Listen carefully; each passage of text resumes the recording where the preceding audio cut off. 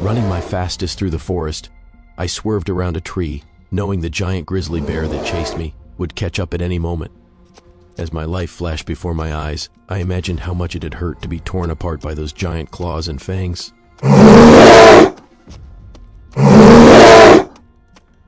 The bear was gaining on me and I was running out of breath. Dodging around trees is the only thing that had saved me so far. But in the end, when it came to man versus bear, bear always won. Unfortunately, I tripped on a rock at that moment and landed face first. I knew I was about to die. I heard the bear's heavy breathing from behind me. Flipping onto my back, I was face to face with an angry grizzly. As I was about to scuttle away, a large form landed between me and the bear.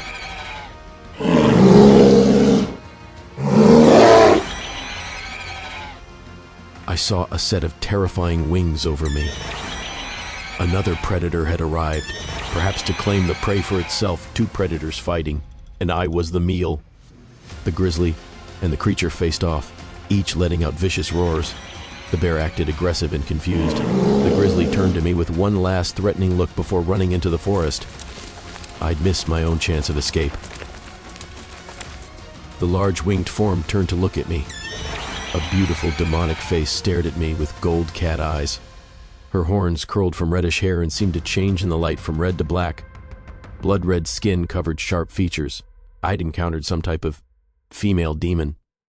From one second to the next, she seemed to morph forms like a chameleon, her features turning from harsh to more delicate, her wings and horns changing shape.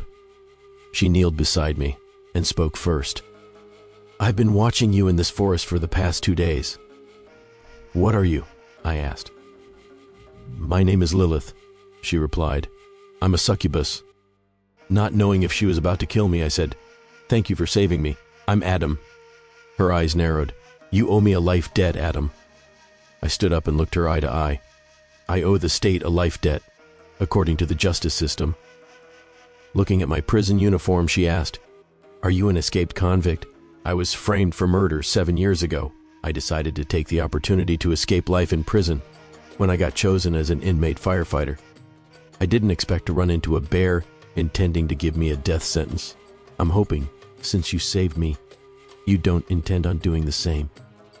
She tilted her head and eyed me with an almost sinister smile. "I can hide you." As if on cue, shouting people and barking dogs could be heard from somewhere in the distance. It seemed that I was still being hunted. With no supplies, no real plan, and the sun dipping into dusk, I decided to take the beautiful succubus's offer. "Sure. Do you have a cabin around here?" "Follow me, human." With her wings tucked in and tail swinging, she turned and began walking through the trees.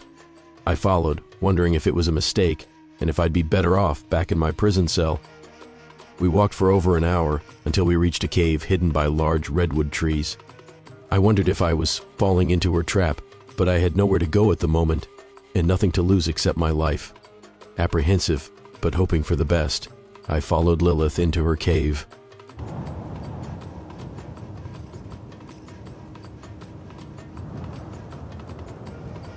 Skeletons, both human and animal, littered the entrance of the cave.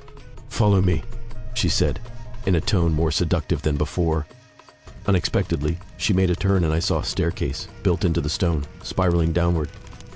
I took the steps ahead of her, passing by skulls mounted into the wall.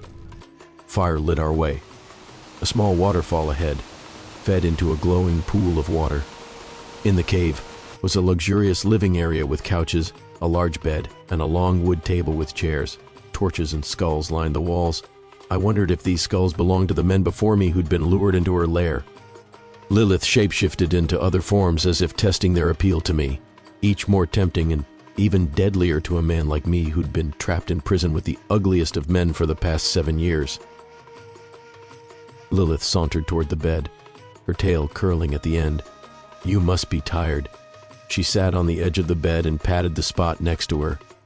Maybe she'd cast a spell on me, or maybe I'd just been too long without a woman, but I found myself drawn to her invitation. As I neared the bed, I noticed that the torchlight seemed to reflect in her sultry eyes. Striking like a snake, she wrapped her arms around my neck and pulled me into her embrace. As Lilith's limbs entwined with mine, any thoughts of escape disappeared. Hours or maybe days later, we laid in bed wearing nothing but the sheets wrapped around us. I slowly reached up to caress one horn and her mouth curled. "Have you always lived here alone?" I asked. "No. Centuries ago I lived in a small village as a human. I was surprised since I thought she was born a succubus. Between dying of old age in prison, surrounded by disgusting men, and being drained by a beautiful creature in her bed, I wondered which was the worst way to go." Before I could ponder the question more, she once again captured me in her spell. It was the sound of the growling dogs that alerted us to their presence. I worried that we were trapped down in this cavern, cornered like wild animals. Lilith's face showed no fear. With those claws, wings, and supernatural strength, maybe she had nothing to be afraid of. As she stood to face the enemy, I got up and followed her to the staircase. I didn't have a weapon, but felt the urge a man had to protect his woman. But my protection wasn't needed. We ran into the enemy at the entrance of the cave. Multiple sets of eyes widened in astonishment as they took in the sight of Lilith. Wings spread. The dogs braved the encounter at first, growling, but soon whimpered and turned tail to run. The men were slower to respond. Mouths gaped open. Lilith approached one, claws poised to strike. "Could you not kill them?" I asked, not wanting to witness a bloody scene. Her head whipped toward me, and she smiled before turning back to the men. As she stared at them, the men's facial expressions went blank, and they slowly turned around and walked away. "What happened?" I asked. "They won't remember seeing us, and they won't come this way again."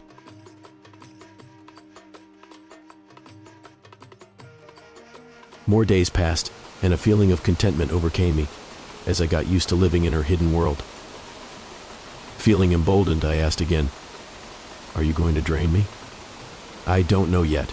I admit I have feelings for you, but I've had feelings for many men before you, and thought they were my destined one. It always ended in sadness." "How do we know if I'm your destined one?" "The curse's prophecy states that only the man I can reproduce with is my soulmate." At that moment, I realized I'd fallen in love with Lilith, whether I was her soulmate or not. I just didn't know if she loved me back with her whole heart.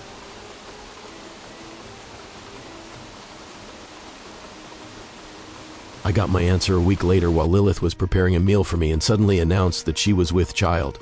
I felt both relieved that I wasn't going to die and joyous that my life would be spent with the succubus I loved. Several months passed and Lilith's belly grew round with our child.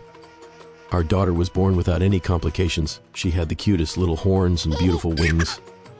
My years as a wrongly accused convict felt like a lifetime ago. We raised our daughter in the paradise we'd created for ourselves. When I died of old age, Lilith and our 3 daughters stood by my bedside and I went in peace.